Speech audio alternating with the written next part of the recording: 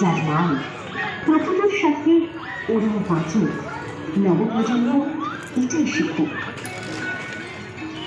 তাই অ আ ক খ এবিসিডি তো আমাদের নবপ্রজন্মকে পড়তে ও শিখতে হবে, কিন্তু তার সাথে পরের পরিবেশ আর রয় রক্ষা এই দুটি গাছ না থাকে তাহলে যুক্তই বাঁচবে কি করে?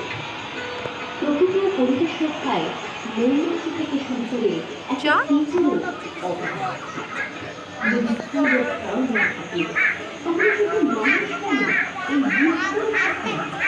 যদি মানুষ না থাকে, যদি স্বাস্থ্য না থাকে, যদি মৌমাছি প্রজাপতি না থাকে, তাহলে আমাদের নবপ্রজন্মের অবস্থা কি হবে? এই প্রকৃতিকে বাঁচাতে কেউ কি ক্ষমতা আর বিশ্বজুড়ে প্রতি বছর প্রায় 15 মিলিয়ন গাছ কাটা হয়ে থাকে। এই তারা নবীন ও কৃষি অরণ্যের ধ্বংসের হার ক্রমশ বেড়ে 24 সেকেন্ডে